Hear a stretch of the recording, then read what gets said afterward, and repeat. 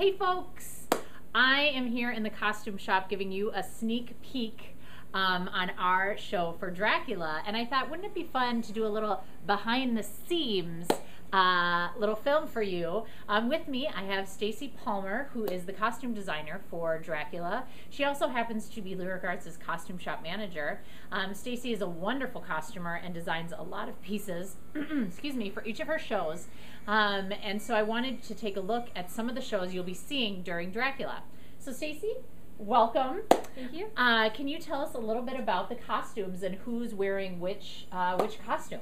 Okay, the show is set in 1897, so this is Victorian style costumes. Dracula is in this purple brocade style jacket, and this would be Van Helsing in his vampire hunting costume.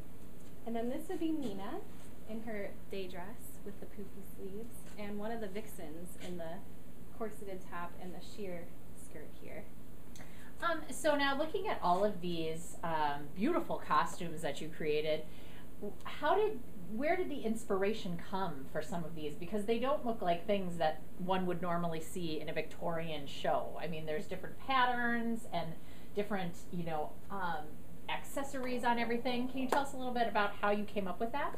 Well, I started with the research of the 1890s, but then I kind of branched out to the steampunk and some runway shows like Christian Dior, Alexander McQueen, and then kind of just formulated all the ideas together. And actually Dracula was more inspired by the 1700s because I figured that might have been his favorite time to be alive, and he might have... Because he's an ageless character.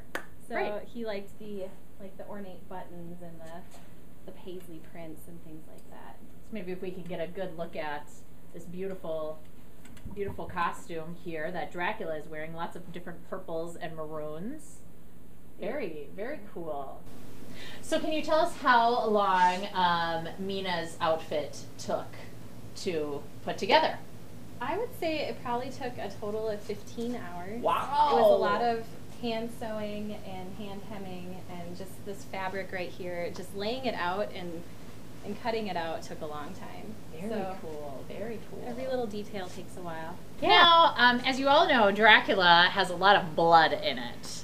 Stacey, can you tell us a little bit about the blood that will be seen on some of these costumes, and how does one get out blood out of a beautiful costume like this? Right, well, we haven't actually tried it with the blood yet. I've done some blood tests on swatches of the fabric before I went ahead and made everything, and it seems to come out. A little bit of dish soap in the blood recipe helps because then it doesn't set quite as much. Sure.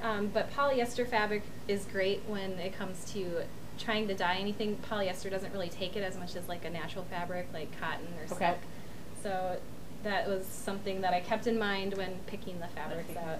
Yeah.